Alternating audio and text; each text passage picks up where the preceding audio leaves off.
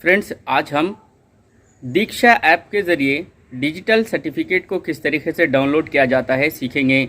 इसके लिए आपको हर कोर्स में कम से कम 70% मार्क्स हासिल करना होगा, तभी आप डिजिटल सर्टिफिकेट को डाउनलोड कर सकते हैं।